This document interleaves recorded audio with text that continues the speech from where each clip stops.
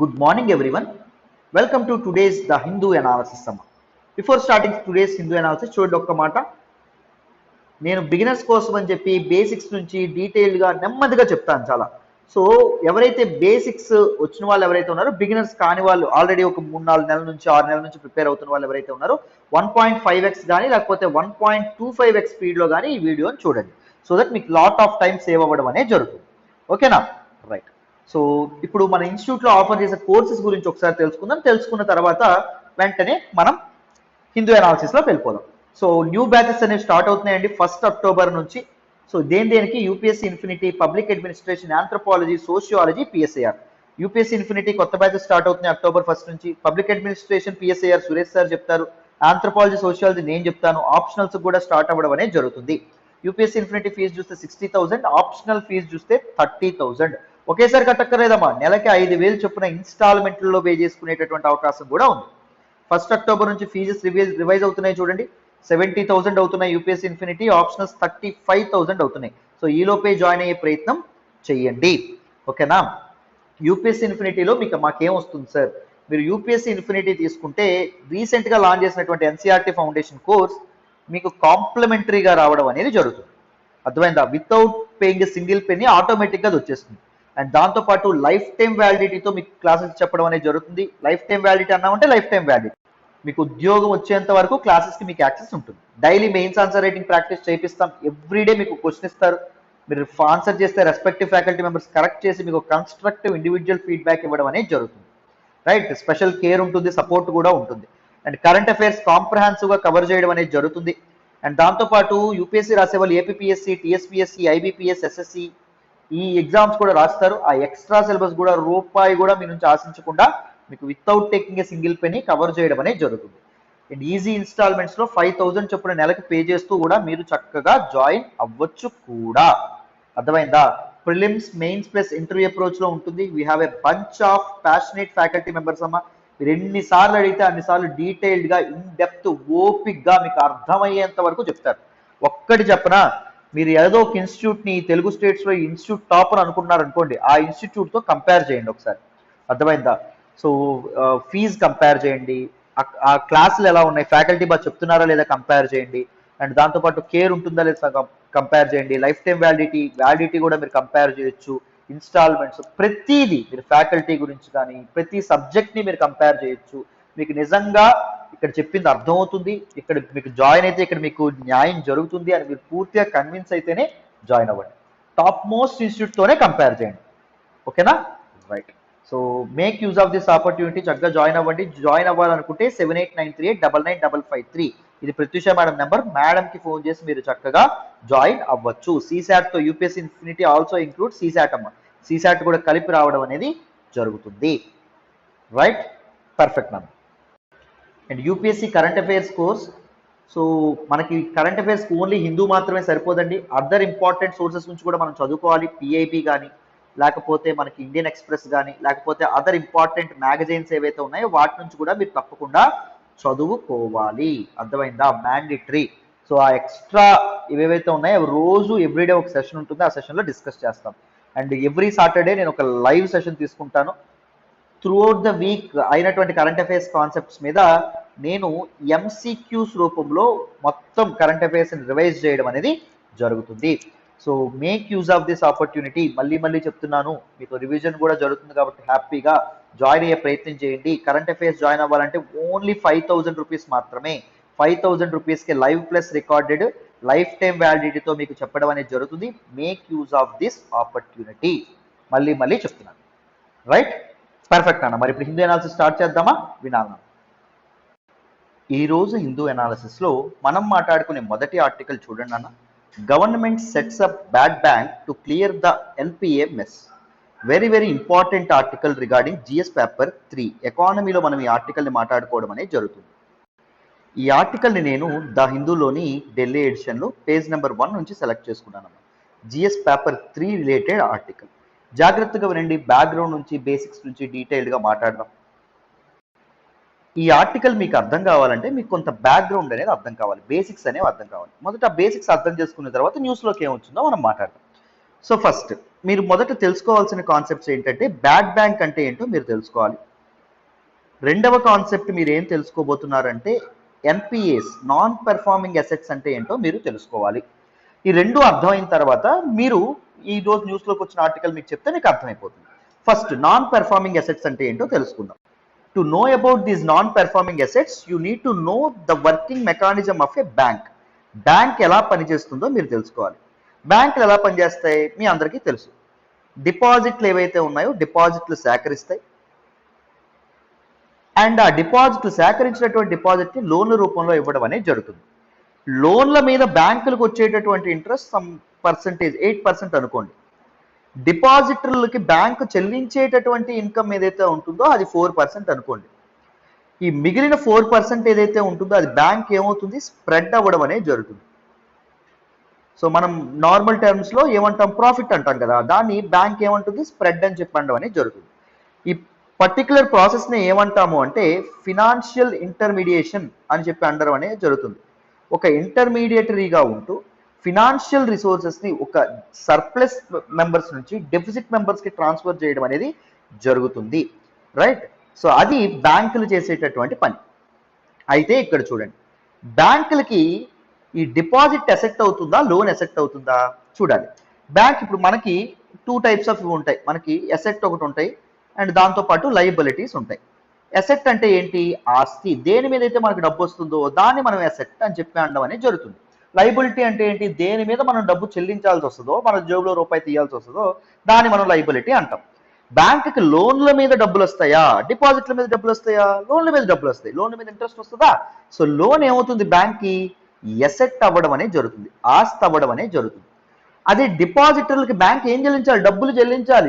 Deposits ఏమవుతాయి, బ్యాంక్కి liabilities అవ్వడం అనేది జరుగుతుంది. ఇక్కడ వరకు మీకు అర్థమైందని అనుకుంటున్నాను. ఎసెట్, బ్యాంక్కి ఎసెట్ ఏమవుతుంది, లయబిలిటీ ఏమవుతుంది. అయితే ఇక్కడ నాన్ పెర్ఫార్మింగ్ ఎసెట్స్ అంటున్నారు, మీరు గమనిస్తున్నారా?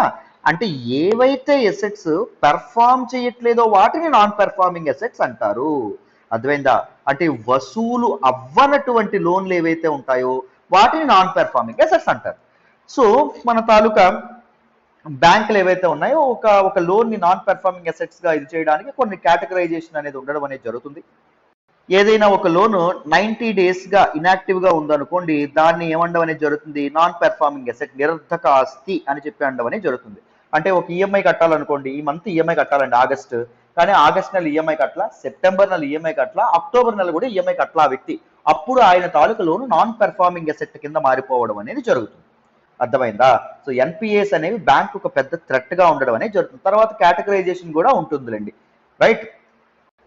ఒక సంవత్సరం ఇనాక్టివ్ గా ఉంటే సబ్ స్టాండర్డ్ అసెట్స్ అంటారు, దాని తర్వాత కూడా ఇనాక్టివ్ గా ఉంటే డౌట్ఫుల్ అసెట్ అంటారు, దాని తర్వాత లాస్ అసెట్ అని చెప్పి అనడం అనేది జరుగుతుంది. ఇలాంటి ఒక కేటగరైజేషన్ అనేది ఎన్పిఎస్ లో ఉండడం అనేది జరుగుతుంది. అది మనం బ్యాంకింగ్ సెక్టర్ లో మాట్లాడుకుంటాం, అది వేరే విషయం, రైట్? సో అయితే చూడండి, ఈ ఎన్పిఏస్ ఏవైతే ఉన్నాయో, ఎన్పిఏ అనే మాట వినగానే ఏ బ్యాంకుకైనా నిద్ర పట్టదండి. నాన్ పెర్ఫార్మింగ్ అసెట్ అంటే, ఇప్పుడు మనం ఒకరికి అప్పిచ్చామన్నా వాళ్ళు తిరిగి కట్టలేదు అనుకోండి, మనకి ఇబ్బంది పడతామా లేదా? ఇబ్బంది పడతాం. మన పనులు మానుకొని మరి వాళ్ళ చుట్టూ తిరగాల్సి వస్తుందా రాదా? తిరగాల్సి వస్తుంది. బ్యాంక్ పని ఏమని చెప్పుకున్నాం మనం, financial intermediation is the work of bank, it is the responsibility of bank. Bank ఏం చేయాలి, డిపాజిటర్లను ఆకర్షించాలి, లోన్లు ఇవ్వాలి, అది కదా బ్యాంక్ పని. అది చేయకుండా బ్యాంకులు ఈ లోన్లు ఏవైతే ఉన్నాయి, లోన్లు ఎగ్గొట్టినోడు చుట్టూ తిరుక్కుంటా ఉంటాయా? బ్యాంక్ యొక్క విలువైన సమయం వేస్ట్ అవుతుందా అవదా? వేస్ట్ అవుతుంది. దాంతోపాటు ఎన్పిఎస్ ఏవైతే ఉన్నాయో, ఒకవేళ నాన్ పెర్ఫార్మింగ్ అసెట్స్ ఎక్కువ ఉన్నాయనుకోండి, బ్యాంకు కొంత మొత్తాన్ని పక్కకి పెట్టాల్సి ఉండడం అనేది జరుగుతుంది. ఎందుకు చెప్తాను చూడండి. బ్యాంక్ ఏం చేస్తుంది, డిపాజిటర్ల దగ్గర డబ్బులు సేకరిస్తుంది, లోన్లు ఇస్తుంది. లోన్ తిరిగి కట్టలేదు అనుకోండి, డిపాజిటర్ మనీ అడిగాడు అనుకోండి, నా డబ్బులు నాకు కావాలని నువ్వు ఏటీఎం కార్డుకి వెళ్ళావు, అక్కడ ఏటీఎం కార్డు స్క్రీన్ మీద నీకు ఏటీఎం స్క్రీన్ మీద నీకు ఏం కనిపించిందంటే, మేము లోన్లు ఇచ్చిన వాడు నాకు తిరిగి కట్టలేదు, నీకు డబ్బులు ఇవ్వనని చెప్పాడు అనుకోండి. ఇంకోసారి బ్యాంకులో డబ్బులు పెడతావా నువ్వు? పెట్టవు. నీకు బ్యాంకింగ్ వ్యవస్థ ఏదైతే ఉంటుందో దాని మీద నమ్మకం పోవడం అనేది జరుగుతుంది, కాన్ఫిడెన్స్ పోతుంది బ్యాంకింగ్ సెక్టార్ మీద కంప్లీట్గా, రైట్? సో అందుకోసం అని చెప్పి నాన్ పెర్ఫార్మింగ్ అసెట్స్ ఎప్పుడైతే పేరుకుపోతా ఉంటాయో, సో ఆ టైంలో మనకి సెంట్రల్ బ్యాంకు కొంత పర్సంటేజ్, ఇప్పుడు సపోజ్ నేను చెప్తాను చూడండి, ఇప్పుడు బ్యాంక్ అనేది 10 కోట్ల లోన్ ఇచ్చిందమ్మా, ఈ 10 కోట్ల లోన్ నాన్ పెర్ఫార్మింగ్ అసెట్ గా ఉంది, అంటే పెర్ఫార్మ్ అవ్వట్లా, వసూలు అవ్వట్లా. సో అప్పుడు బ్యాంక్ రిస్క్ అసెస్మెంట్ చేస్తుంది. రిస్క్ అసెస్మెంట్ చేసి 10 కోట్లు నాకు ఎలాగూ రావు, చచ్చినా రావు, ఆడు మొండివాడు, నేను ఇచ్చినవాడు, సో ఒక 8 కోట్లు వస్తుంది అని చెప్పి అనుకున్నాడు అనుకోండి. ఈ 8 కోట్లలో ఏదైతే రిస్క్ అసెస్మెంట్ చేసిన తర్వాత 8 కోట్లలో కొంత పర్సంటేజ్, ఇప్పుడు సపోజ్ 10% అని చెప్పి సెంట్రల్ బ్యాంక్ ఆర్బీఐ నిర్ణయించింది అనుకోండి, పక్కన పెట్టాలని. బ్యాంక్ తనకు వచ్చేటటువంటి ప్రాఫిట్స్ లోంచి, అంటే స్ప్రెడ్ అని చెప్పుకున్నామా, గుర్తుందా మీకు? ఫస్ట్ లో స్ప్రెడ్ అని చెప్పుకున్నాం. బ్యాంక్కి ఏదైతే ప్రాఫిట్ వస్తుందో ఆ ప్రాఫిట్ వచ్చినటువంటి డబ్బుల్లో 10%, 8 crores 10% అంటే ఎంత? 80 లక్షలు. అంతేనా? ఈ 80 లక్షల రూపాయలు పక్కన పెట్టేయాలి. అది వేరే వాళ్ళకి ఇంట్రెస్ట్ ఇవ్వడానికి అవ్వదు, దేనికి అవ్వదు, క్యాష్ రూపంలో బ్యాంక్ దగ్గర ఉంచాలి. అప్పుడు ఏం జరుగుతుంది? ఇంట్రెస్ట్ కోల్పోతుందా, బ్యాంక్ లాస్ వస్తుందా, రాదా? సో ఎన్పిఎస్ అనేవి బ్యాంక్కి లాస్ని విపరీతంగా తేవడమే కాకుండా బ్యాంక్ యొక్క విలువైన సమయం ఏదైతే ఉంటుందో దాన్ని వృధా చేయడం అనేది జరుగుతుంది. So non performing assets are a threat to any bank. అర్థమైందా? Either that is public bank or a private bank. So non performing assets యొక్క ప్రాబ్లం ఏంటో అర్థమైందని అనుకుంటున్నాను. మరి ఇప్పుడు బ్యాడ్ బ్యాంక్ అంటే ఏంటో సార్ తెలుసుకుందాం, చూడండి. Now there is something called bad bank.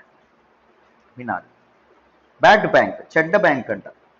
Simply bad bank అంటే ఏంటి అంటే, bad bank is a bank that takes bad loans from other banks. అర్థమైందా? సపోజ్ ఒక బ్యాంక్ 1 దగ్గర ఎన్పిఎస్ ఉన్నాయి, ఈ తలనొప్పి తెప్పించేటటువంటి ప్రాబ్లమ్స్ అనేవి ఈ లోన్లనే ఉన్నాయి. సో వాటన్నింటినీ ఈ బ్యాడ్ బ్యాంక్ ఏదైతే ఉంటుందో అది కొనుక్కుంటుంది. అర్థమైందా? సో చూడండి, ఇది B4, బ్యాంక్ 4. ఇప్పుడు సపోజ్ బ్యాంక్ 1 ఏదైతే ఉంటుందో, బ్యాంక్ 1 వేరే వ్యక్తికి ఒక 10 కోట్లు, ఒక కంపెనీకి 10 కోట్ల రూపాయలు ఇచ్చింది. బట్ ఇది నాన్ పెర్ఫార్మింగ్ అసెట్గా మారిపోయింది.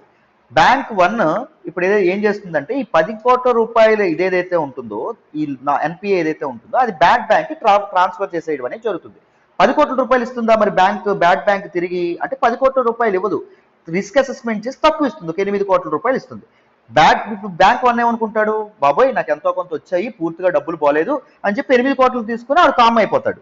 సో బ్యాడ్ బ్యాంక్ ఏం చేస్తుంది, ఈ వ్యక్తి ఎవరైతే ఉంటారో, ఎవరైతే ఈ కంపెనీ ఏదైతే ఉంటుందో, ఈ కంపెనీ యొక్క ఎన్పిఏ వాళ్ళు తీసుకొని ఈ కంపెనీని రీస్ట్రక్చర్ చేయడమో, అదేవిధంగా ఆ లోన్ ఏదైతే ఉంటుందో లోన్ రీస్ట్రక్చరింగ్ అంటారు. అంటే ఈఎంఐ తాలూకా టైం పీరియడ్ కానీ, లేకపోతే అవన్నీ మార్చడం కానీ, లేకపోతే ఈఎంఐ మనీ ఏదైతే ఉంటుందో అది మార్చడం కానీ. ఇప్పుడు సపోజ్ 5 year లోన్ ఉందనుకోండి, 5 year లోన్ కట్టాలనుకోండి, అది 10 yearsకి మార్చడం కానీ, కొంత ఇంట్రెస్ట్ ఎక్స్ట్రా కట్టండి కానీ తక్కువ ఈఎంఐ పెట్టండి, సో మీకు వెసులుబాటు కల్పిస్తున్నాం కట్టండి అని చెప్పడం కానీ, లేకపోతే ఒకవేళ ఆ కంపెనీ చేతులు ఎత్తేసే పొజిషన్లో ఉంటే there is something called insolvency and bankruptcy code ఉండడం అనేది జరిగింది.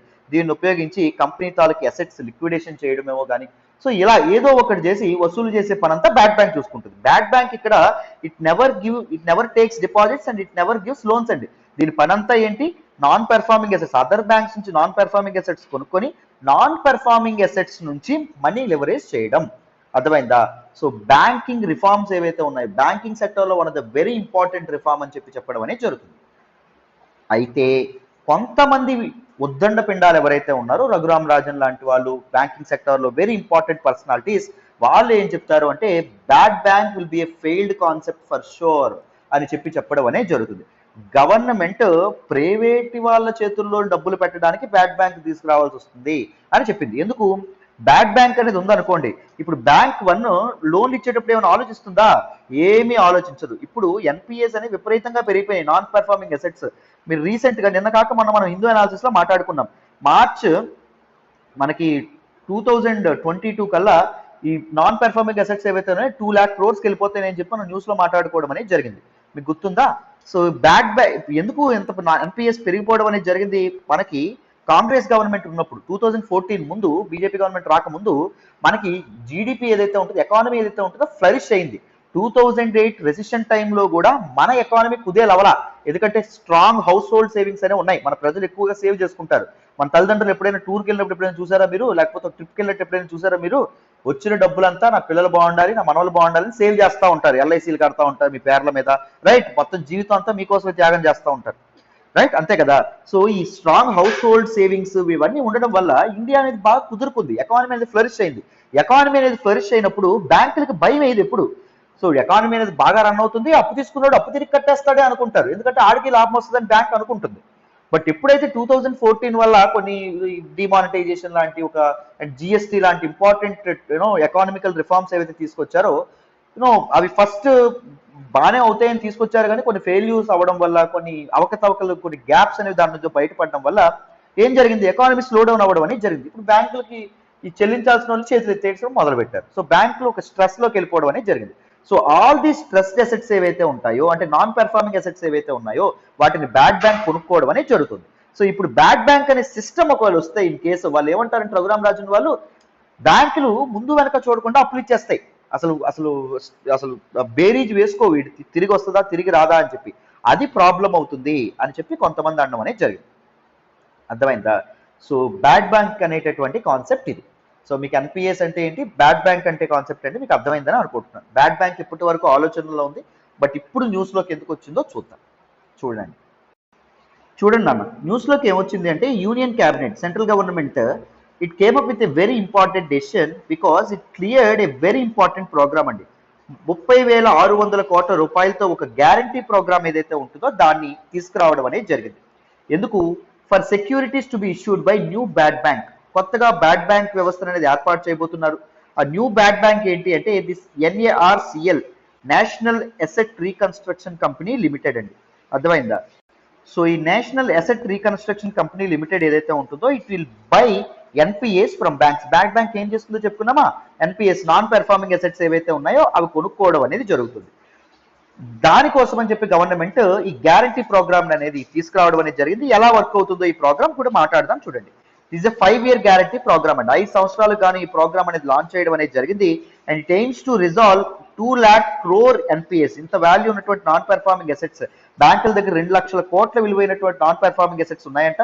వాటన్నిటిని రిజాల్వ్ చేసేటటువంటి ఉద్దేశంతో ఈ ప్రోగ్రామ్ ఏదైతే ఉంటుందో దాన్ని తీసుకురావడం అనేది జరిగింది. రైట్? సో దీనిలో ఎలా వర్క్ అవుతుందో చూడండి, దిస్ పర్టికులర్ ప్రోగ్రామ్. సో బ్యాంకులు ఏవైతే ఉన్నాయో బ్యాంకుల దగ్గర నుంచి ఈ నాన్ పెర్ఫార్మింగ్ అసెట్స్ ని ఈ national asset reconstruction company limited ఏదైతే ఉంటుందో అది కొనుక్కోవడం అనేది జరుగుతుంది. కొనుక్కుని మొత్తం డబ్బులు అనేవి ఇచ్చేస్తుందా, ఒక బిడ్ అనేది వేస్తుంది. సపోజ్ ఒక నాన్ పెర్ఫార్మింగ్ అసెట్ వాల్యూ మనం ఇందాకే మనం మాట్లాడుకున్నాం, 100 కోట్లు అనుకోండి. సపోజ్ 100 కోట్లు అనుకోండి, లేదండి 150 కోట్లు అనుకోండి, ఎగ్జాంపుల్ కింద చెప్తున్నాను. 150 కోట్లు అనుకోండి. 150 కోట్లలో ఒకరికి ఇప్పుడు national asset reconstruction company limited ఏదైతే ఉంటుందో అది బిడ్డేసి 100 కోట్లు ఇస్తాను నాకు ఇచ్చేయండి ఆ అసెట్ అని చెప్పి అందనుకోండి. బ్యాంక్ ఇచ్చేసింది అనుకోండి. బ్యాంక్ ఇచ్చిన తర్వాత 100 కోట్లు వెంటనే బ్యాంకులు చెల్లిస్తారా అంటే చెల్లించట్లా. ఇక్కడ ఓన్లీ 15% మాత్రమే క్యాష్ రూపంలో చెల్లిస్తున్నారు. అంటే 15 కోట్ల రూపాయలు మాత్రమే క్యాష్ రూపంలో చెల్లిస్తున్నారు. మిగిలిన 85 crores కి వీళ్ళు ఏమిస్తున్నారు, ఒక సెక్యూరిటీ రిసిప్ట్ ఏదైతే ఉంటుందో దాన్ని ఇవ్వడం అనేది జరుగుతుంది.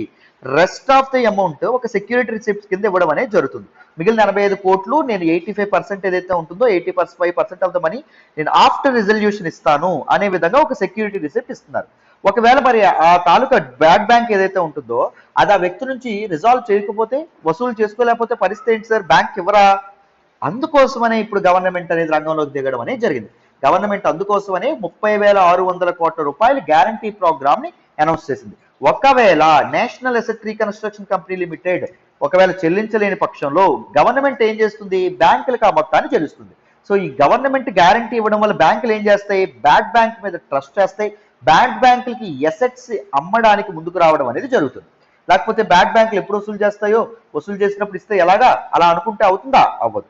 సో అండ్ దాంతో పాటు ఈ నేషనల్ అసెట్ రీకన్స్ట్రక్షన్ కంపెనీతో పాటు government also welcome private sector asset reconstruction companies. Private asset reconstruction companies కూడా వెల్కమ్ చేయడం అనేది జరుగుతుంది. వాళ్ళు కూడా బిడ్ అయ్యొచ్చు. సపోజ్ వీళ్ళు 100 కోట్లు ఇస్తామన్నారా, ఒకవేళ ప్రైవేట్ అసెట్ రీకన్స్ట్రక్షన్ కంపెనీస్ 120 కోట్లు ఇస్తామన్నారు అనుకోండి, అప్పుడు వీళ్ళకి వెళ్ళిపోవడం అనేది జరుగుతుంది. అర్థమైందా? సో ప్రస్తుతానికి national asset reconstruction company limited కి లైసెన్స్ అనేది ఇస్తుంది ఆర్బీఐ. ముందు private sector asset reconstruction companies కూడా ఇవ్వడం అనేది జరుగుతుంది. అండ్ దాంతో పాటు government also will be very happy if ఒకవేళ పబ్లిక్ ప్రైవేట్ పార్ట్నర్షిప్ మోడల్లో ఇండియా డెట్ రిజల్యూషన్ కంపెనీ లాంటి ఒక కమిటీ అనేది ఏర్పాటు చేసి అది కూడా ఒక బ్యాడ్ బ్యాంక్ గా ఏర్పడితే గవర్నమెంట్ ఇంకా సంతోషిస్తుందని చెప్పడం అనేది జరుగుతుంది. Even India debt resolution company ఏదైతే ఉంటుందో అది కూడా బిడ్ అయ్యొచ్చు, ఏదైతే ఉంటుందో అది కొనడానికి. ఇలా ఎక్కువ మంది కాంపిటీషన్ ఉంటే ఏం జరుగుతుంది, బ్యాంకులకి ఎక్కువ వాల్యూ రావడం అనేది జరుగుతుంది. ఒకరే ఉన్నారు అనుకోండి, బ్యాంకులు 70 కోట్లు ఇస్తారంటే 70 కోట్లు తీసుకోవాలి, 80 కోట్లు ఇస్తారంటే 80 కోట్లు తీసుకోవాలి. అదే కాంపిటీషన్ ఉంది అనుకోండి, బ్యాంకులకి బెటర్ వాల్యూ రావడం అనేది జరుగుతుంది. ఫైనల్ గా బ్యాడ్ బ్యాంక్ యొక్క ఉద్దేశం ఏంటి, బ్యాంకింగ్ సిస్టమ్ ఏదైతే ఉంటుందో దాన్ని కాపాడడం, దాన్ని రక్షించడం, అంతేనా? ఒక మోర్ రోబస్ట్ బ్యాంకింగ్ సిస్టమ్ ఏదైతే ఉంటుందో దాన్ని ఎస్టాబ్లిష్ చేయడం, రైట్? ఎందుకంటే ఒక బ్యాంకింగ్ సిస్టమ్ అనేది ఎప్పుడైనా క్రైసిస్ లోకి వెళ్ళింది అనుకోండి, ఎకానమీ తెలియకుండా క్రైసిస్ లోకి వెళ్ళిపోవడం అనేది జరుగుతుంది. Because the whole banking system regulates the money supply in the economy. ఎకానమీలో మనీ సప్లై రెగ్యులేట్ చేసేదే బ్యాంకింగ్ వ్యవస్థ. బ్యాంకులు రెగ్యులేట్ చేస్తాయి, ఇంట్రెస్ట్ రేట్లు పెంచడం, ఇంట్రెస్ట్ రేట్లు తగ్గించడం, లోన్లు ఇవ్వడం, లోన్లు ఇవ్వకపోవడం, ఇవన్నీ చేయడం అనేది జరుగుతుంది. So in attempt to clean the entire system, government came up with this 30,600 crore guarantee program. Finance ministry చెప్పడం అనేది జరిగింది. సో కంప్లీట్ గా ఇన్ డీటెయిల్ ఈ పర్టికులర్ ఆర్టికల్ అనేది మీకు అర్థమైందని అనుకుంటున్నాను. నేను ఒక్కటి చెప్తాను, మీరు ఒక్కసారి నా అనాలిసిస్ విన్న తర్వాత ఒక్కసారి మీరు ఆర్టికల్ అనేది ఓపెన్ చేసి చదవడానికి ప్రయత్నించండి. సో దట్ మీకు కంప్లీట్ క్లారిటీ అనేది రావడం అనేది జరుగుతుంది. ఫుల్ మీల్స్ లో ఉంటుంది, అర్థమైందా? వీలైతే అనాలిసిస్ చూసే ముందు ఒకసారి అనాలిసిస్ చూస్తారు, అనాలిసిస్ చూసిన తర్వాత ఒక్కసారి ఆర్టికల్ చదవండి. ఎందుకంటే మీకు ఇక్కడ కాన్సెప్ట్ మైండ్ లో ఉంటుంది, కానీ పేపర్ మీద పెన్న కదలదు. No, you will be short of the jargon, the terminology. So అందుకోసమనే పేపర్ కూడా ఒకసారి చదవడానికి ప్రయత్నించాలి, కంప్లీట్ డీటెయిల్ క్లారిటీ వస్తుంది, రైట్? పర్ఫెక్ట్. ప్రతి టాపిక్ ఎలాగే నేర్చుకోవాలనుకుంటే చక్కగా ఈ నెంబర్కి ఫోన్ చేసి మన యూపీఎస్సీ కరెంట్ అఫైర్స్ కోర్సులో జాయిన్ అవ్వండి. జస్ట్ 5,000 రూపాయలకి లైఫ్ టైం వ్యాలిడిటీతో కరెంట్ అఫైర్స్ మీకు చెప్పడం అనేది జరుగుతుంది. ఎవ్రీ వీక్ నేనే ఎంసీక్యూస్ రూపంలో రివిజన్ కూడా చేస్తాను. ఎవ్రీడే కరెంట్ అఫైర్స్ సెషన్ కూడా ఉంటుంది మీకు, అర్థమైందా? Indian express, PIB, other magazines సంబంధించినటువంటి ఆర్టికల్స్ని తీసుకొని శాంతి మేడం డీటెయిల్డ్గా వాటి అనాలిసిస్ చేసి చెప్తారు. ఎవ్రీడే లైవ్ సెషన్ ఉంటుంది, అర్థమైందా? సో ప్రతి సాటర్డే నేను వీక్లీ వన్స్ నేను ఒక సెషన్ తీసుకుంటాను, ఎంసీక్యూస్ సెషన్ తీసుకుంటాను.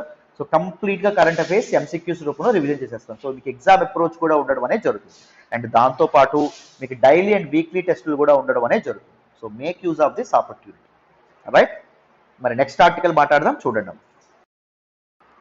ఈ రోజు హిందూ అనాలిసిస్ లో మనం మాట్లాడే నెక్స్ట్ ఆర్టికల్ చూడండి. Waste to energy plant is not an acceptable disposal method.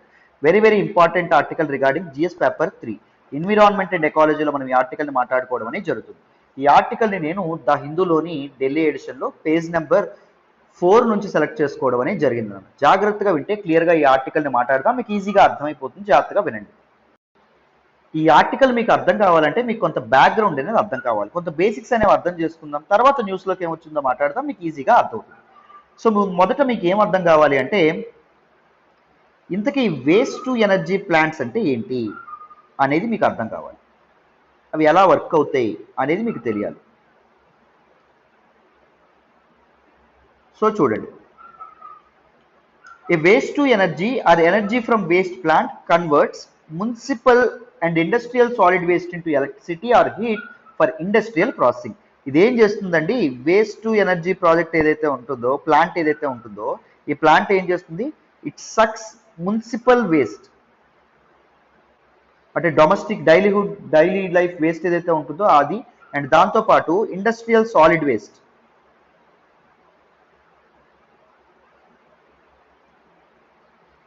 దాన్ని తీసుకొని it produces electricity or heat energy.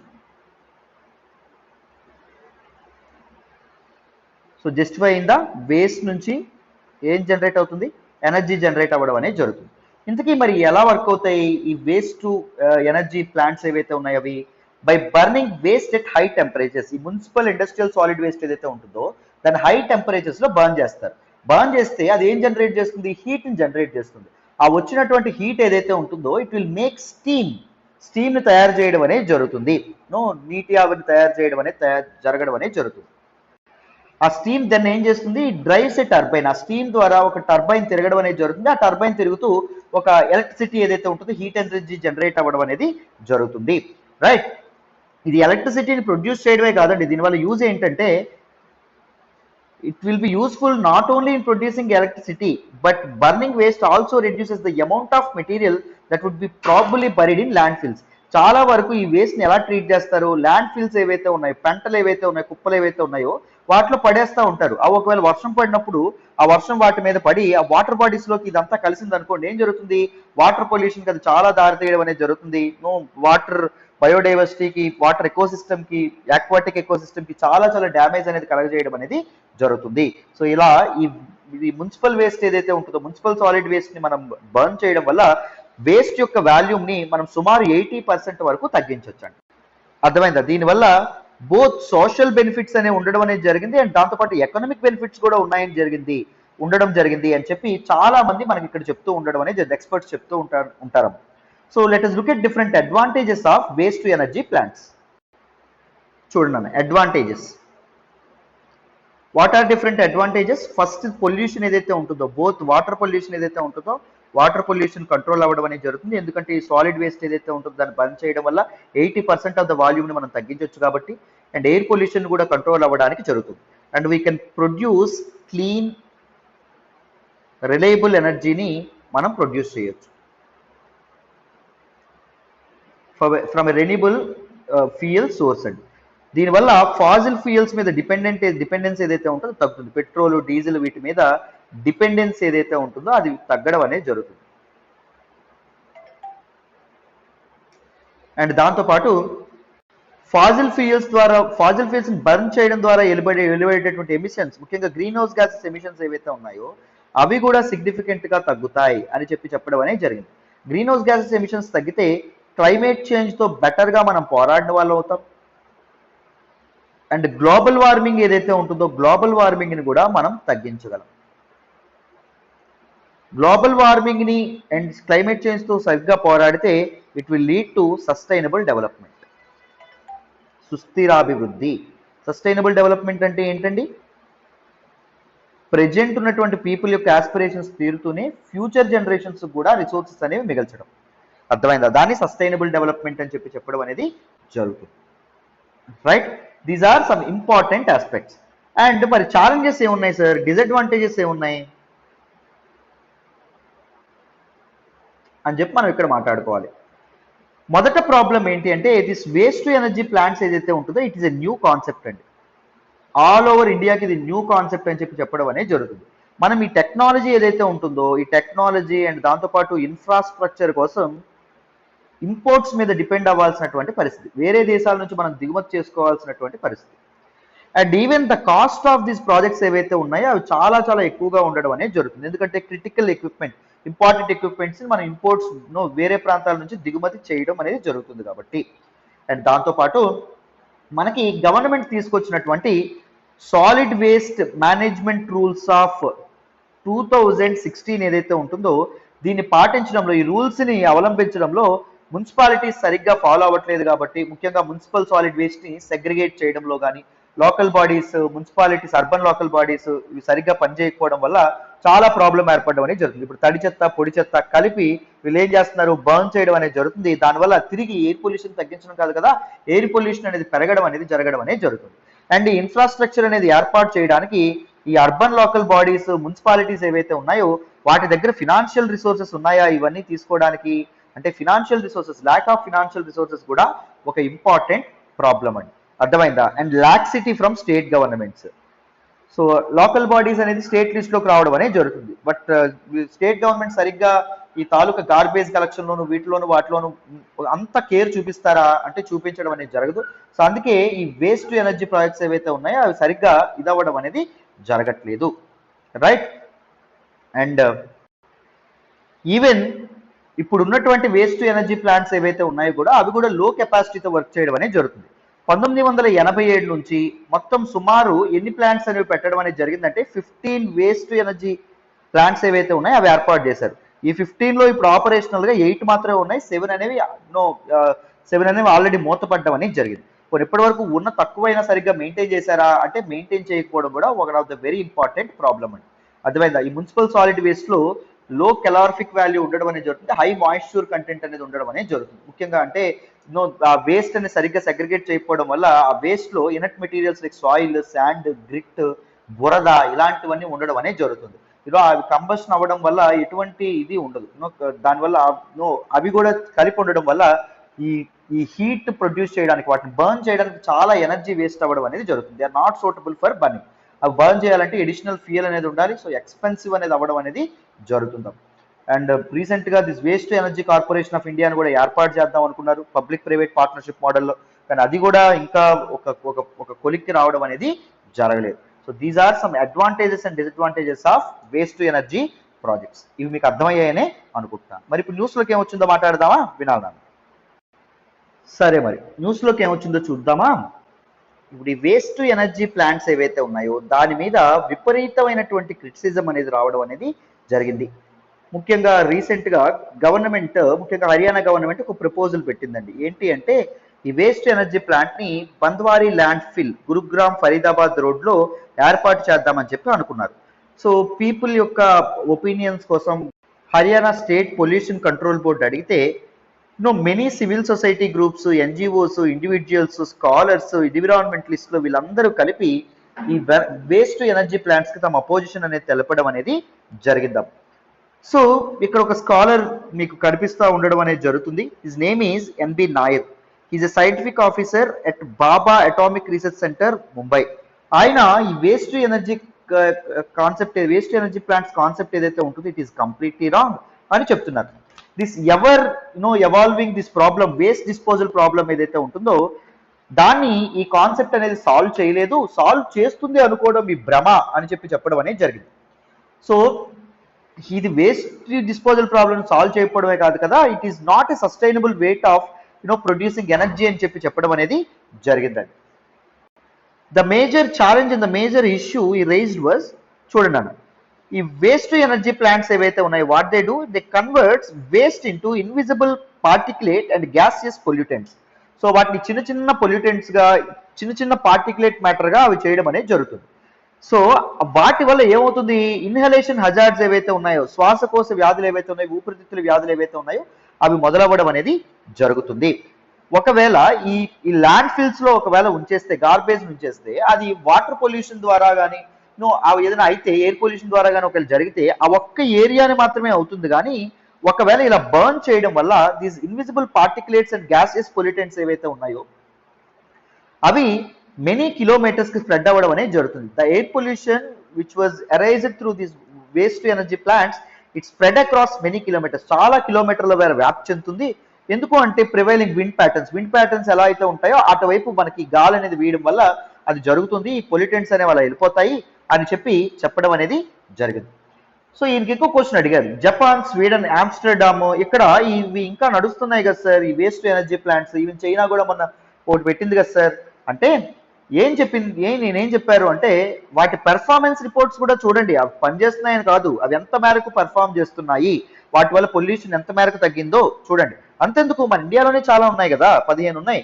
So వాటి తాలూకు పెర్ఫార్మెన్స్ రిపోర్ట్స్ వస్తారు చూడండి, అవి ఎంత ఎనర్జీ ప్రొడ్యూస్ చేస్తున్నాయో, ఎంత వేస్ట్ బర్న్ చేస్తున్నాయో, ఏం జరుగుతున్నాయో.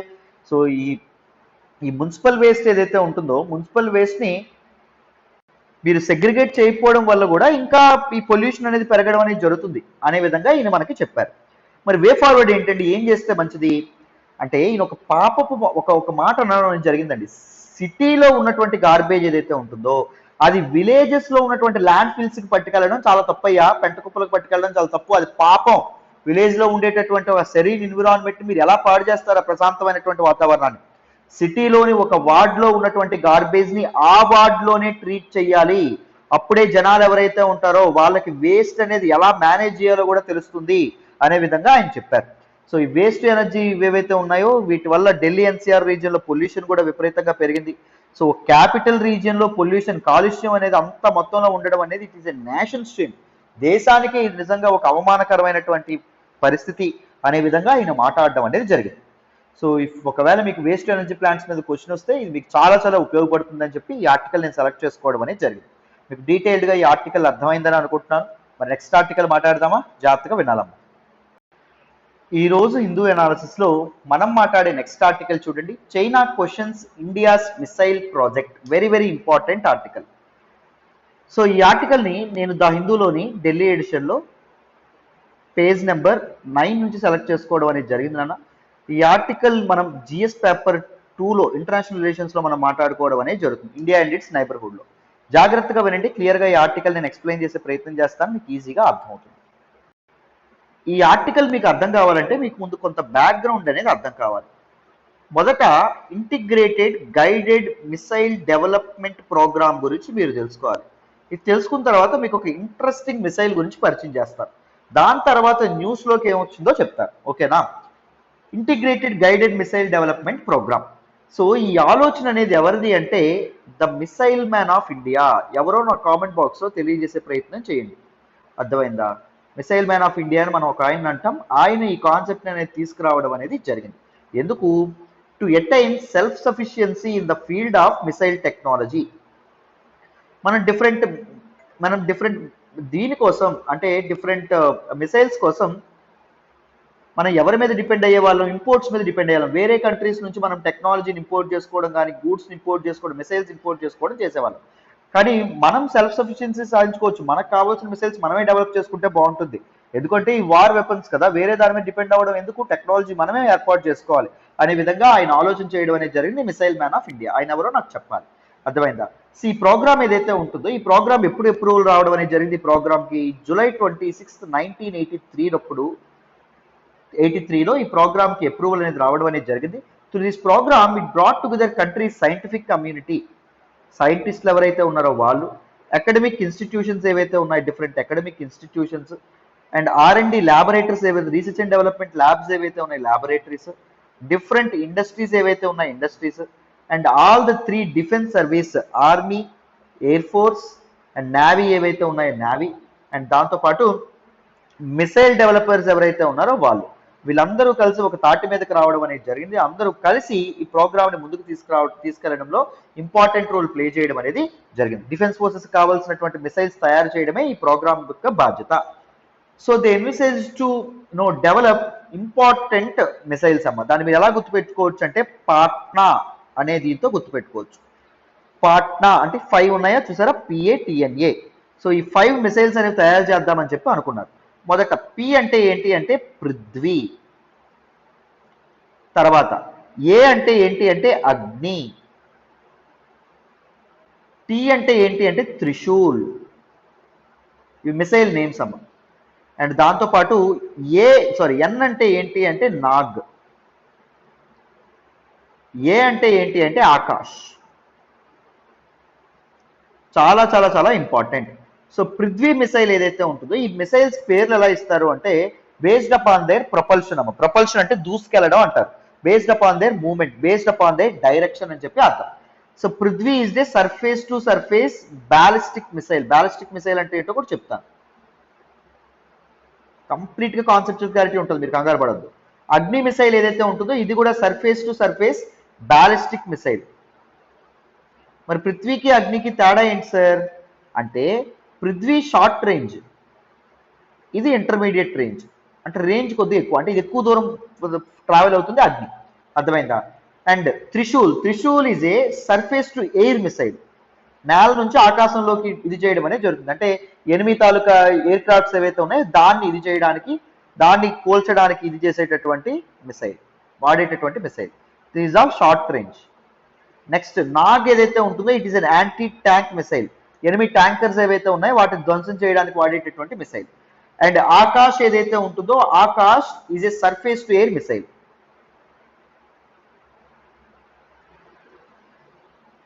ఇది మీడియం రేంజ్. అర్థమైందా? వీటిని జాగ్రత్తగా గుర్తుపెట్టుకోవాలి. ఇక్కడ మీరు సర్ఫేస్ టు ఎయిర్ అంటే అర్థమవుతుందా? సర్ఫేస్ టు సర్ఫేస్ అంటే భూమి మీద ప్రొపల్షన్ అనేది ఉంటుంది, మళ్ళీ భూమికి తిరిగి వస్తుంది. దాన్ని సర్ఫేస్ టు సర్ఫేస్ మిసైల్స్ అంటాం. సర్ఫేస్ టు ఎయిర్ అంటే ఏంటి? భూమి మీద స్టార్ట్ అవుద్ది, ఆకాశంలోకి వెళ్తుంది. సో ఇక్కడ స్టార్ట్ అయింది అనుకోండి, ఇప్పుడు సపోజ్ మనం ఇక్కడ ల్యాండ్ ఉంది, ల్యాండ్ మీద స్టార్ట్ అయ్యి ల్యాండ్ మీద ఉన్నటువంటి ఒక ట్యాంక్ని ధ్వంసం చేసింది అనుకోండి, దాన్ని సర్ఫేస్ టు సర్ఫేస్ అంటాం. ల్యాండ్ మీదకి తిరిగి రావడం అనేది జరుగుతుంది. అర్థమైందా? మరి బ్యాలిస్టిక్ మిసైల్స్ అంటే ఏంటి సార్? ప్రొపల్షన్ అనేది ఇలా ట్రజెక్టరీగా ఉండడం అనేది జరుగుతుంది. సో ఈ బ్యాలిస్టిక్ మిసైల్స్ లో ఏం జరుగుతుంది? సర్ఫేస్ టు సర్ఫేస్ చెప్పమ్మా బ్యాలిస్టిక్ మిసైల్స్. సో ఇక్కడ నుంచి స్టార్ట్ అయింది అనుకోండి, ఇలా మూవ్ అవుతుంది, ఇలా మూవ్ అవుతుంది, ఇలా మూవ్ అవుతుంది, ఇలా మూవ్ అవుతుంది. తిరుగు ప్రయాణం చేసే టైంలో ఎర్త్ యొక్క గ్రావిటేషనల్ ఫోర్స్ ఏదైతే ఉంటుందో దానికి యాడ్ అవుతుంది. ఎర్త్ యొక్క గ్రావిటేషనల్ ఫోర్స్ ను కూడా యాడ్ చేసుకొని మరింత వేగంతో, మరింత స్పీడ్తో అది భూమికి చేరుకుంటుంది. ఈ ఎర్త్ మీద ఉండేటటువంటి ఎనిమి ట్యాంక్ ఏదైతే ఉంటుందో దాన్ని ధ్వంసం చేయడం అనేది జరుగుతుంది. ఈ మోషన్ లో వెళ్ళేటటువంటి ఇవేవైతే ఉన్నాయో వాటిని బ్యాలిస్టిక్ మిసైల్స్ అని చెప్పి అంటాం. Ballistic missiles are very dangerous. ఎందుకు అంటే ballistic missiles are known for carrying nuclear weapons అండి. న్యూక్లియర్ ఆర్సెనల్ ని ఇవి క్యారీ చేయడం అనేది జరుగుతుంది ఈ మిసైల్స్. అర్థమైందా? సో అందుకే బ్యాలిస్టిక్ మిసైల్స్ చాలా వరకు బ్యాన్ చేస్తూ ఉండడం అనేది జరుగుతుంది. కొన్ని కంట్రీస్ దగ్గరే ఈ బ్యాలిస్టిక్ మిసైల్ పొజిషన్స్ అనేవి ఉండడం అనేది జరిగింది. మనకి ఇక్కడ 2 బ్యాలిస్టిక్ మిసైల్స్ చెప్పగలరా ఏంటి అవి? ఫస్ట్ ఇది పృథ్వీ అనేటటువంటిది, రెండవది ఏంటి అగ్ని. పృథ్వీ షార్ట్ రేంజ్ అయితే అగ్ని ఏంటి ఇంటర్మీడియట్ రేంజ్. బాలిస్టిక్ మిసైల్స్ అన్ని సర్ఫేస్ టు సర్ఫేస్ ఉండడం అనేది జరుగుతుంది.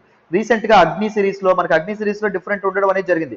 అగ్ని 1 ఉంది, అగ్ని 2 ఉంది, అగ్ని 3 ఉంది, అగ్ని 4 ఉంది, అండ్ రీసెంట్ గా అగ్ని 5 టెస్ట్ ఫైర్ చేశారు. అగ్ని 6 అనేది ఇంకా ఏర్పాటు, ఇంకా డిఆర్డిఓ డిజైన్ చేస్తుంది. అండ్ అగ్ని ప్రైమ్, అగ్ని పి ఏదైతే ఉంటుందో అది రీసెంట్ గా ఇదవ్వడం కూడా జరిగింది. రైట్, డిఆర్డిఓ టెస్ట్ ఫైర్ చేయడం కూడా జరిగింది. సో అగ్ని 5 ని కూడా టెస్ట్ ఫైర్ చేశారు. ఇప్పుడు మనం ఇంపార్టెంట్ ఇంట్రెస్టింగ్ ఒక మిసైల్ అని చెప్పామా, అదేంటి అంటే అగ్ని 5. అగ్ని 5 గురించి తెలుసుకుందాం, వినండి. చూడండి నాన్న, ఇక్కడ ఉన్నటువంటి ఇన్ఫోగ్రాఫిక్ అగ్ని 5 మిసైల్ ఈజ్ ఆఫ్ అగ్ని సిరీస్. మీకు అందరికీ తెలుసనే అర్థమైందని అనుకుంటున్నాను. దీని తాలూకు రేంజ్ చూడండి 5500 నుంచి 8000 కిలోమీటర్లు. అంటే ఇప్పుడు ఇక్కడ విడిచిపెడితే 5500 కిలోమీటర్ల దూరం వరకు అది వెళ్ళగలదు. దీని తాలూకు వెయిట్ చూడండి 50,000 కేజీలు ఇది ఉండడం అనేది జరుగుతుంది. దీని తాలూకు లెంత్ 17.5 మీటర్స్ ఉంటుంది. డయామీటర్ వచ్చేసి 2 మీటర్స్ ఉండడం అనేది జరుగుతుంది. దీని తాలూకా స్పీడ్ వచ్చేసి 24 మ్యాక్. 24 మ్యాక్ అంటే అర్థం ఏంటి అంటే 24 ఇంటూ స్పీడ్ ఆఫ్ సౌండ్ అని చెప్పి అర్థం. స్పీడ్ ఆఫ్ సౌండ్ ఎంతో నాకు కామెంట్ బాక్స్ లో తెలియజేయండి, ఎంతవరకు కరెక్ట్ గా చెప్తారో చూద్దాం. Right, so it is a 3 stage solid engine అనేది దీనికి ఉండడం అనేది జరుగుతుంది. స్టేజ్ 1, స్టేజ్ 2, స్టేజ్ 3 ఇది ఉండడం అనేది జరుగుతుంది. సో అగ్ని 1 ఏదైతే ఉంటుందో అగ్ని 1 వచ్చేసి సింగిల్ స్టేజ్. అర్థమైందా? అంటే జస్ట్ ఇలా ఉంటుంది అంతే, ఇలా ఉంటుంది అంటే మిసైల్. అగ్ని 2 ఏదైతే ఉంటుందో అగ్ని 2 స్టేజ్ ఇంజిన్. అగ్ని 3 ఏదైతే ఉంటుందో అగ్ని 3కి వచ్చేటప్పుడు కూడా మనకి 2 స్టేజ్ ఇంజినే. అగ్ని 4 ఏదైతే ఉంటుందో 4, అగ్ని 5, అగ్ని ప్రైమ్, అగ్ని పి అని కూడా అంటారు. ఈ మూడింటికి 3 stage engine. 3 stage engine. Right, so అగ్ని 5 యొక్క రేంజ్ అన్నింటికంటే ఈ మూడింట్లో అగ్ని 5 యొక్క రేంజ్ అనేది చాలా చాలా ఎక్కువ అమ్మా, ఎక్కువ దూరం ఇది అవుతుంది. దీన్ని చూడండి ఇంటర్ కాంటినెంటల్ బ్యాలిస్టిక్ మిసైల్ అని కూడా అంటారు. ఒక కాంటినెంట్ నుంచి వేరే కాంటినెంట్ కూడా వెళ్ళిపోతుంది, దూసుకెళ్ళిపోతుంది అని చెప్పి కూడా చెప్పడం అనేది జరిగింది. Having a range of 5500 kilometres or more. So only few కంట్రీస్కి మాత్రమే ఇది ఉండడం అనేది జరిగింది. ఒకటి యునైటెడ్ స్టేట్స్ ఆఫ్ అమెరికాకి, 2 రష్యాకి, 3 చైనాకి, 4వది ఫ్రాన్స్కి, 5వది ఇజ్రాయిల్కి. అర్థమైందా? సో మనం ఎక్కడ ఇండియాలో మొదలెట్టాం అనుకోండి, ఇండియాలో మనం ఒకవేళ బ్యాలిస్టిక్ మిసైల్ అనేది ఇది చేసాం అనుకోండి, న్యూక్లియర్ వెపన్ అనేది లోడ్ చేసాం అనుకోండి, లోడ్ చేసి దీన్ని వదిలాం అనుకోండి, చైనా ఎక్కడికి వెళ్ళి చైనా సగం ప్రావిన్సెస్ ఏవైతే ఉన్నాయో దాన్ని తగలబెట్టేస్తుంది. అర్థమైందా? సో అంత రేంజ్ ఉన్నటువంటి బ్యాలిస్టిక్ మిసైల్. రైట్, అంటే మన టెరిటరీలో ఉంటూనే మనం ఎనిమిని చాలా చాలా ప్రిసైజ్గా మనం టార్గెట్ చేయొచ్చు. రైట్, సో అది తాలూకా స్పెషాలిటీ. మరి ఇప్పుడు న్యూస్లోకి ఏమొచ్చిందో మాట్లాడదామా, వినాలి. రైట్, మరి న్యూస్లోకి ఏమొచ్చిందో చూడండి. సో మీకు ఆల్రెడీ చెప్పాను అగ్ని 5 మిసైల్ ఏదైతే ఉంటుందో ఆల్రెడీ దాన్ని టెస్ట్ ఫైర్ చేశారు. మళ్ళీ సెకండ్ టెస్ట్ ఫైర్ అనేది చేద్దాం అనుకుంటున్నారు ఇండియన్ గవర్నమెంట్. సో ఇండియా యొక్క ఈ మిసైల్ ప్రోగ్రామ్ ఏదైతే ఉంటుందో, బ్యాలిస్టిక్ మిసైల్ ప్రోగ్రామ్ ఏదైతే ఉంటుందో దాని మీద మీ ఒపీనియన్ ఏంటి అని చైనీస్ ఫారిన్ అఫైర్స్ మినిస్ట్రీ యొక్క స్పోక్స్ పర్సన్ అడిగితే ఆయన ఒక రిప్లై ఇవ్వడం అనేది జరిగింది. ఆయన ఏం చెప్పారంటే ఈ cited a UNSC, united nation security council, ఐక్యరాజ్య సమితి భద్రతా మండలి రిజల్యూషన్ 1172, ఐక్యరాజ్య సమితి భద్రతా మండలి యొక్క తీర్మానం, ప్రతి తీర్మానానికి నెంబర్ ఇస్తారండి. ఈ 1172 ఇదేదైతే ఉంటుందో ఇది ఎప్పుడు ఇష్యూ చేయడం అనేది జరిగింది అంటే 1998లో ఇండియా న్యూక్లియర్ టెస్ట్ ఎప్పుడైతే చేసిందో, ఇండియా న్యూక్లియర్ టెస్ట్ మొదలుపెట్టిందని చెప్పి పాకిస్తాన్ కూడా మొదలుపెట్టింది. So India nuclear test all of A sudden మొదలు పెట్టడంతో ఇండియాని ఆ టైంలో అందరూ ఐసోలేట్ చేసేసారండి. వరల్డ్ పవర్స్ అన్ని ఐసోలేట్ చేసేసాయి. యుఎస్ కూడా ఇండియా మీద హొస్టిలిటీ తెచ్చుకోవడం అనేది జరిగింది. ఎందుకంటే ఇది వరల్డ్ పీస్కి ఇబ్బంది కలగజేస్తుంది. ఎప్పుడైతే ఒక కంట్రీ న్యూక్లియర్ వెపన్స్ తయారు చేయడం కానీ, న్యూక్లియర్ వెపన్స్ ని క్యారీ చేయగలిగేటటువంటి missiles, those are ballistic missiles అంటాం. సో వాటిని తయారు చేయడం కానీ, న్యూక్లియర్ వెపన్స్ ని క్యారీ చేసేటటువంటి టెక్నాలజీ ఏదైతే ఉంటుందో దాన్ని పెంపొందించిన అది వరల్డ్ పీస్కి ఇబ్బంది ఏర్పడుతుంది. ఎందుకంటే ఎక్కడికక్కడ జియో పొలిటికల్ కాన్ఫ్లిక్ట్స్ ఉన్నాయి. ఇండియా తయారు చేస్తే ఏమో ఇండియా తయారు చేస్తుంది నాకు థ్రెట్ అవుతుందేమో అని పాకిస్తాన్ తయారు చేస్తుంది. పాకిస్తాన్ తయారు చేస్తే అదర్ కంట్రీ పాకిస్తాన్ శత్రువుగా ఉండేటువంటి అంటే India supportive country United states ఉంది. యునైటెడ్ స్టేట్స్ కానీ ఇజ్రాయిల్ కానీ తయారు చేయడం అనేది జరుగుతుంది. సో ఎక్కడికక్కడ ప్రాబ్లమ్స్ అని ఇండియా తయారు చేస్తే మళ్ళీ చైనా కూడా తయారు చేయడం అనేది జరుగుతుంది. సో ఎప్పుడైతే ఈ న్యూక్లియర్ రేస్ అనేది మొదలవ్వడం అనేది జరుగుతుంది, అది వరల్డ్ పీస్కే చాలా ఇబ్బంది కలిగించడం అనేది జరుగుతుంది. సో అందుకే అప్పుడు 1998లో ఇండియాని అందరూ ఐసోలేట్ చేయడం అనేది జరిగింది. ఇండియా మొదలుపెట్టడంతో పాకిస్తాన్ కూడా అప్పుడు మొదలుపెట్టింది.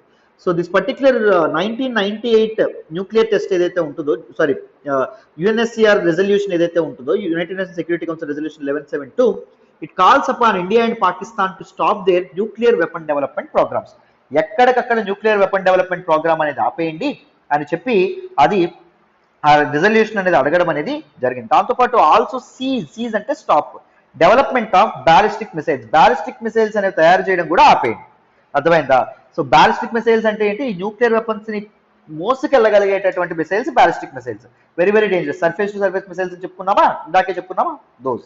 అండ్ దాంతోపాటు ఈ న్యూక్లియర్ టెక్నాలజీ కానీ, న్యూక్లియర్ వెపన్స్ చేసేటువంటి టెక్నాలజీ కానీ, న్యూక్లియర్ వెపన్స్ సంబంధించినటువంటి ఇన్ఫ్రాస్ట్రక్చర్ కానీ వేరే వాళ్ళకి అమ్మకూడదు, ఈ ఆర్సెనల్ కానీ వేరే వాళ్ళకి ఎక్స్పోర్ట్ చేయకూడదు అనే విధంగా కూడా వీళ్ళ మీద ఒక కంట్రోల్, ఒక రెగ్యులేషన్ అనేది వేయడం అనేది జరిగింది, బోత్ ఇండియా మీద అండ్ పాకిస్తాన్ మీద.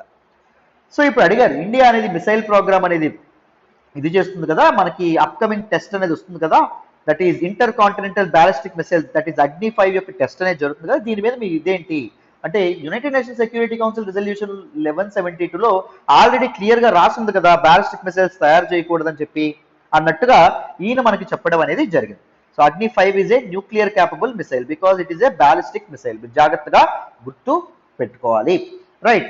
కానీ ఇక్కడ ఐరనీ ఏంటంటే ఇంకా చైనా ఒక మాటలు మాట్లాడింది. ఏం మాటలు మాట్లాడిందంటే, maintaining peace, security and stability in south Asia meets the common interest of all. అందరూ ఆలోచించదగినటువంటిది, అందరూ ప్రయత్నించదగినటువంటి, అందరూ దేనికోసం కృషి చేయాలంట? పీస్, సెక్యూరిటీ, స్టెబిలిటీ కోసం కృషి చేయాలంట. సో దాన్ని ఎవ్వరూ ఇది చేయకూడదు, ఇండియా అనేది ఇలాంటి తయారు చేయడం చాలా తప్పు, వెపన్స్ తయారు చేయడం అన్నట్టు.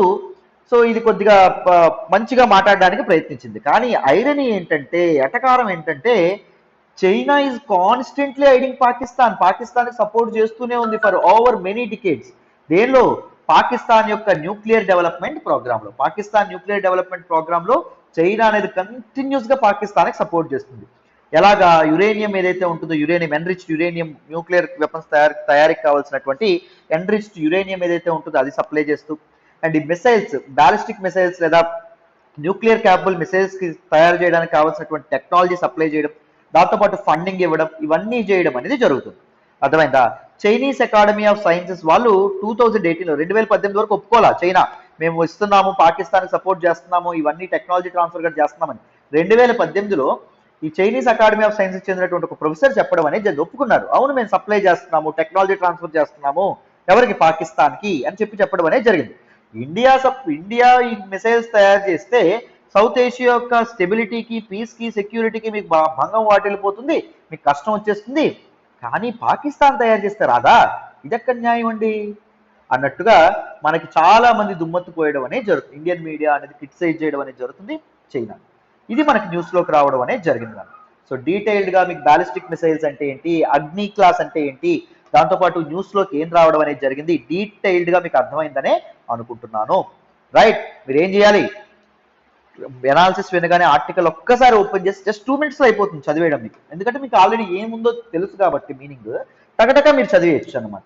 అదేంటే వీలైతే చదవడానికి ప్రయత్నించండి, మీకే చాలా చాలా వాల్యుయేషన్ ఉంటుంది. ఓకేనా? మరి నెక్స్ట్ ఆర్టికల్ మాట్లాడదాం, వినండి.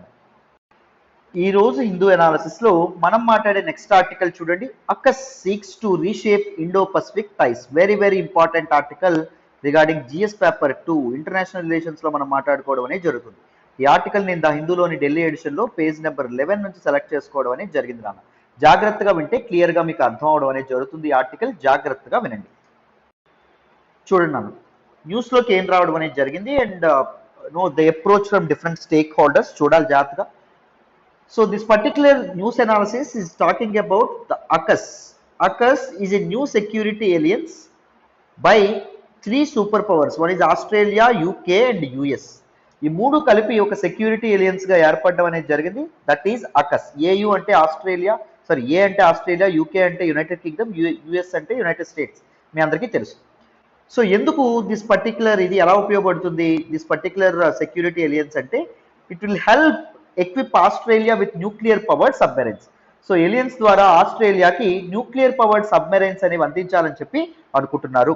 ముఖ్యంగా ఇండో పసిఫిక్ చుట్టూ జియో పాలిటిక్స్ అనేవి చేంజ్ అవుతూ ఉండడం, జియో పాలిటిక్స్ అన్ని ఆవరించి ఉండడం, ఇండో పసిఫిక్ లో చైనీస్ యొక్క ఎసెప్టివ్నెస్ ఏదైతే ఉంటుందో అది పెరుగుతూ ఉండడం, సో ఇండో పసిఫిక్ రీజియన్ మీద డిఫరెంట్ కంట్రీస్ యొక్క కాన్సన్ట్రేషన్ అనేది పడుతూ రావడం అనేది జరిగింది. ఎందుకంటే ఇండో పసిఫిక్ రీజియన్ ని కాపాడుకోకపోతే యుఎస్ లెడ్ వరల్డ్ ఆర్డర్ ఏదైతే ఉంటుందో దానికి డ్యామేజ్ జరిగేటటువంటి అవకాశం ఉంటుంది. చైనా సూపర్ పవర్ గా ఎదిగేటువంటి అవకాశం ఉంటుంది. అండ్ ఇట్ మే హ్యాపెన్, మీకు US will no more be a world leader. So అందుకే ఇండో పసిఫిక్ రీజియన్ ఏదైతే ఉంటుందో దాన్ని కాపాడుకోవడానికి ఇప్పటి వరకు తటస్థంగా ఉన్నాయి, ఏం పట్టించుకోనట్టు, except for initiative called quadrilateral security dialogue. So Indo Pacific region లో free, open and inclusive Indo Pacific region కి క్వాడ్ అనేది ఉండడం అనేది జరిగింది. క్వాడ్ అంటే ఏంటి? క్వాడ్రిలేటరల్ సెక్యూరిటీ డైలాగ్ అని చెప్పడం అనేది జరుగుతుంది. So it comprise of 4 nations, మీ అందరికీ తెలుసు. ఒకటి Australia, 2 united states of America, 3వది జపాన్, 4వది ఇండియా. సో ఇది తప్ప ఇంకొకటి ఇది లేదు. ఇప్పుడు అకస్ ఏదైతే ఉంటుందో దీన్ని కూడా ఏర్పాటు చేయడం అనేది జరిగింది. So United states of America దీని తాలూకు అప్రోచ్ ఏంటో చూడండి ఈ పర్టికులర్ దీనిలో.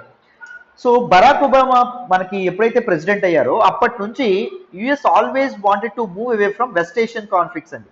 సో ఫస్ట్ నుంచి వెస్ట్ ఏషియన్ కాన్ఫ్లిక్ట్స్ లో మనకి ఇరాన్ ఇరాక్ వార్ కానీ, లేకపోతే తర్వాత మీరు చూస్తే ఇదేదైతే ఉంటుందో ఐ మీన్ అరబ్ వార్ ఏదైతే ఉంటుందో దానిలో కానీ, లేకపోతే రీసెంట్ గా మనకి ఆఫ్ఘనిస్తాన్ ఇష్యూ ఏదైతే ఉంటుందో దానిలో కానీ, ప్రతి దానిలో అమెరికా, ఇప్పుడు సిరియన్ సివిల్ వార్ ఏదైతే ఉంటుందో దానిలో కానీ, ప్రతి దానిలో అమెరికా అనేది వేలు పెట్టడం అనేది జరిగింది. సో ఈ వెస్ట్ ఏషియన్ కాన్ఫ్లిక్ట్స్ ఏవైతే ఉన్నాయో వాటి నుంచి దూరంగా ఉండాలని చెప్పి ఒబామా వచ్చిన నుంచి వాళ్ళ ఫారిన్ పాలసీలో చేంజ్ మనం చూసాం. The finally wanted to concentrate on Indo Pacific region. ఎందుకు? ఇండో పసిఫిక్ రీజియన్ లో ఏం జరుగుతుంది, చైనా యొక్క ఎసెప్టివ్నెస్ అనేది పెరుగుతుంది. సౌత్ చైనా సీలో మన తాలూకా చైనా క్లైమ్స్ ఏవైతే ఉన్నాయో పెరగడం కానీ, లేకపోతే చైనా రీసెంట్ గా తీసుకొచ్చినటువంటి బెల్ట్ అండ్ రోడ్ ఇనిషియేటివ్ కానీ, సూపర్ పవర్ అవ్వాలంటే ఏముండాలండి, మీకు ట్రేడ్ రూట్స్ ఏవైతే ఉన్నాయి ట్రేడ్ రూట్స్ చేతిలో ఉండాలి, మిలిటరీ సూపర్ పవర్ గా కూడా ఉండాలి, డబ్బు ఉండాలి, దాంతోపాటు పవర్ ఉండాలి, అంతేనా, బలం ఉండాలి. మిలిటరీగా పెరుగుతుంది, డబ్బు కోసం ట్రేడ్ రూట్స్ కంట్రోల్లో తెచ్చుకోవడానికి బెల్ట్ అండ్ రోడ్ ఇనిషియేటివ్ లేదా one belt one road initiative కూడా వీళ్ళు ప్రపోజ్ చేయడం అనేది జరిగింది చైనీస్ వాళ్ళు, అంతేనా. సో అందుకోసం అని చెప్పి సో ఏమనుకున్నారు, ఇండో పసిఫిక్ రీజియన్ మీద కాన్సన్ట్రేట్ చేద్దాం, finally the focus should shift to Indo Pacific region అని చెప్పి మనకి రీసెంట్ ఎగ్జాంపుల్ చూస్తే ఆఫ్ఘనిస్తాన్ నుంచి ట్రూప్స్ కూడా విత్డ్రాల్ చేశారు. ఎందుకు విత్డ్రాల్ చేశారు? కంప్లీట్ ఫోకస్ చైనా మీద పెడదామని చెప్పి, చైనాని కట్టడి చేయడానికి చెయ్యాలనేటటువంటి ఉద్దేశంతో, అర్థమైందా. సో యుఎస్ తాలూకా ఇంట్రెస్ట్ అనేవి ఇవి. మరి యూకే ఏంటి, US want to save it's హెజ్మనీ అండి, డామినెన్స్, వరల్డ్ లీడర్ గా తన పొజిషన్ ని, తన స్థానాన్ని కాపాడుకోవాలనుకుంటుంది యునైటెడ్ స్టేట్స్ ఆఫ్ అమెరికా. మరి యూకేది ఏంటి సంగతి, ఇండో పసిఫిక్ రీజియన్ లో పీస్ అండ్ స్టెబిలిటీ ఏదైతే ఉంటుందో దాన్ని ఎన్ష్యూర్ చేయడానికి యునైటెడ్ కింగ్డమ్ అనేది దీనిలో చేరడం అనేది జరిగింది. ముఖ్యంగా బ్రెక్సిట్ తర్వాత మనకి జనవరి 1, 2021 తో బ్రెక్సిట్ యూరోపియన్ యూనియన్ నుంచి బ్రిటన్ అనేది బయటకు వచ్చేసింది. దాన్నే బ్రెక్సిట్ అంటాం, Britons exit from European union, Brexit అంటాం. సో ఆ ఫార్మల్ గా యూరోపియన్ యూనియన్ నుంచి బ్రిటన్ బయటకు వచ్చేయడం అనేది జరిగింది. ఇప్పటి వరకు యూరోపియన్ యూనియన్ నీడలో ఉన్నటువంటి యునైటెడ్ కింగ్డమ్ కి బయటకు వచ్చిన తర్వాత తనకంటూ సెపరేట్ ఒక గ్లోబల్ పొజిషన్ ఏర్పాటు చేసుకోవడం అనేది అవసరం, తన అస్తిత్వం దాన్ని చాటుకోవడం అనేది యునైటెడ్ కింగ్డమ్ చాలా అవసరం, తన ఎగ్జిస్టెన్స్, నేను కూడా ఒక వరల్డ్ పవర్నే అని చెప్పుకోవడం. సో అందుకోసం అని చెప్పి దాన్ని ఏ విధంగా ఇది చేద్దాం అనుకుంటున్నారు మన బ్రిటన్ వాళ్ళు, by focusing on Indo Pacific region లో తమ ఎసెప్టివ్నెస్ తెచ్చుకొని సో వాళ్ళ గ్లోబల్ పొజిషన్ ఏదైతే ఉంటుందో అది డిక్లేర్ చేద్దామని చెప్పి అనుకుంటున్నారు. ఎందుకు అంటే Indo Pacific region can be a very increasingly complicated part of the world. So చాలా కాంప్లికేట్ అవ్వడం అనేది జరుగుతున్నాయి, issues, different countries, different stake holders involve అయి ఉన్నారు. సో వరల్డ్ ఆర్డర్ చేంజ్ అయ్యే ప్రమాదం ఉంది. ఇండో పసిఫిక్ రీజియన్ ఎవరి చేతుల్లోకి వెళ్తే వాళ్ళ చేతుల్లోకి వరల్డ్ ఆర్డర్ అనేది, వరల్డ్ అనేది వెళ్ళిపోయేటటువంటి అవకాశం ఉంటుంది. అండ్ ఇక్కడ ఐడియాలజికల్ డిఫరెన్స్ కూడా ఉంది, డెమోక్రసీకి కమ్యూనిజం కి మధ్య డిఫరెన్సెస్ కూడా ఉండడం అనేది జరిగింది. ఒకవేళ చైనా కూడా డెమోక్రటిక్ నేషన్ అనుకోండి సపోజ్, అప్పుడు యుఎస్ ఇంత పెద్దగా ఆలోచించేది కాదేమో. Of course every country wants to assert their dominance, అందులో డౌటే లేదు. బట్ ఇంత మొత్తంలో కాన్సన్ట్రేట్ అదర్ కాన్ఫ్లిక్ట్స్ కూడా మర్చిపోయి ఇంత మొత్తంలో కాన్సన్ట్రేట్ చేయాల్సిన అవసరం ఉండేది కాదేమో. బట్ ఇక్కడ ఐడియాలజికల్ డిఫరెన్సెస్, ఏ కంట్రీ వాళ్ళ ఐడియాలజీ పైకి ముందుకు ఉండాలని చెప్పి కోరుకుంటారు. ఇప్పుడు క్వాడ్ నేషన్స్ చూసుకుంటే మీకు దీస్ 4 కంట్రీస్ ఏవైతే ఉన్నాయో they share common ideologies. Australia, US, Japan, India is the largest democracy, United states of America is the earliest democracy, Australia is a democratic nation, Japan is a democratic nation that builds on Liberty, freedom కదా. So అందుకోసం అని చెప్పి so Indo Pacific region చాలా complicated గా తయారవ్వడం అనేది జరిగింది. So ఇప్పుడు Australia చూస్తే Australia one of the critical stake holder, critical partner Indo Pacific reason ఎవరు అంటే ఆస్ట్రేలియా. సో ఆస్ట్రేలియాకి అట్లీస్ట్ 8 న్యూక్లియర్ పవర్డ్ సబ్మెరైన్స్ ఏవైతే ఉన్నాయో వీటిని ఇవ్వాలనుకుంటుంది యునైటెడ్ స్టేట్స్ ఆఫ్ అమెరికా. అదే అట్లీస్ట్ 8 న్యూక్లియర్ పవర్ సబ్మెరైన్స్ ఇవ్వాలనుకుంటుంది.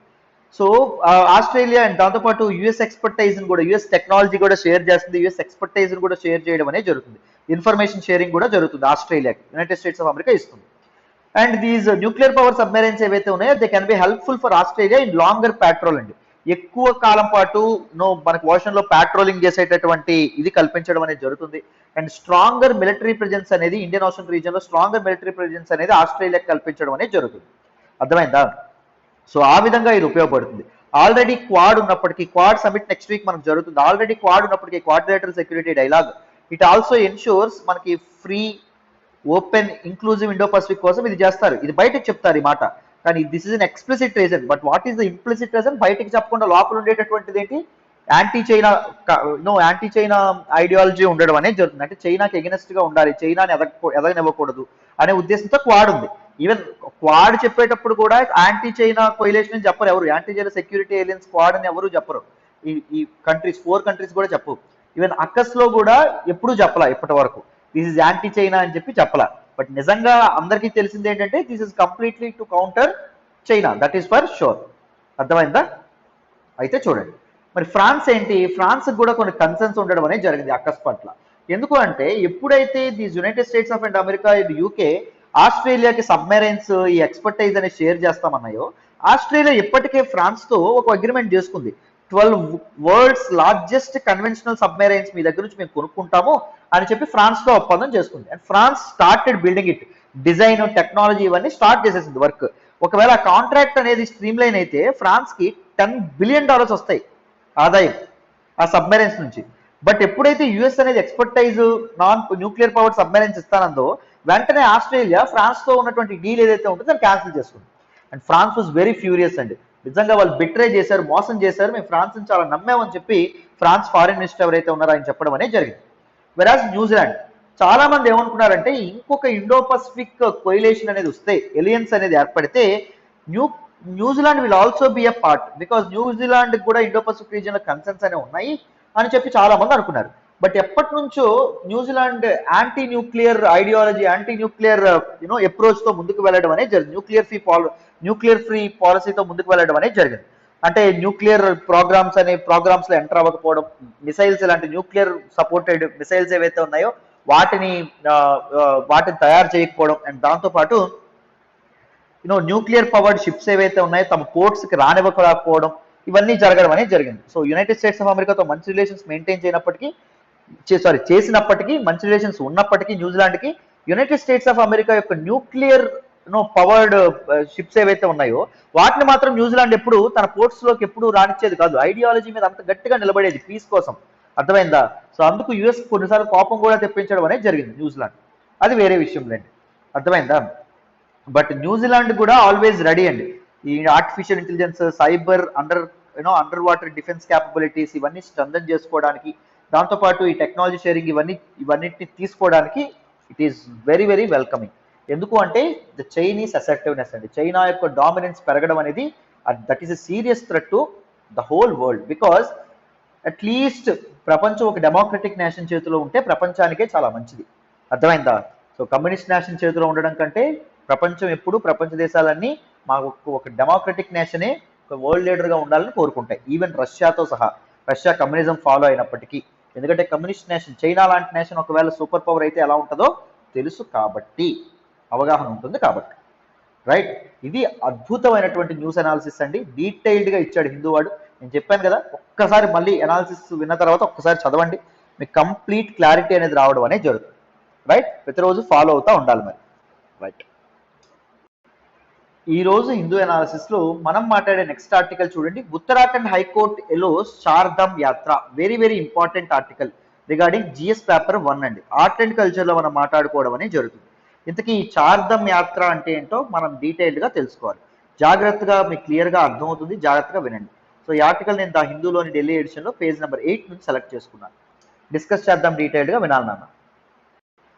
సో మొదట చార్ధామ్ యాత్ర అంటే ఏంటో తెలుసుకుందాం. చూడండి నాన్న,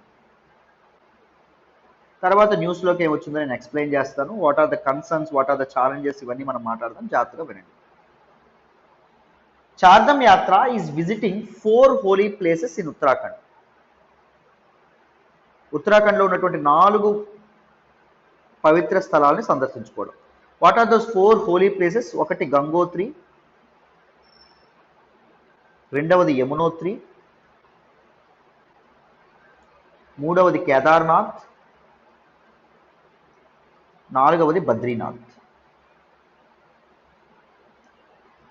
సో పిల్గ్రిమ్స్ ఎవరైతే ఉంటారో ఈ 4 తీర్థయాత్రను, ఈ పవిత్ర స్థలాన్ని సందర్శించుకోవడం అనేది జరుగుతుంది. దీస్ ఫోర్ హోలీ ప్లేసెస్ ఏవైతే ఉన్నాయో they are related to Hinduism అమ్మ. And they are to be connected through a highway. ఒక హైవేతో కనెక్ట్ చేయాలని చెప్పి అనుకుంటున్నారు గవర్నమెంట్. సో ఆ కనెక్ట్ చేయడానికి స్టార్ట్ చేసినటువంటి ప్రాజెక్టే చార్ధమ్ మహామార్గ్ వికాస్ పరియోజన.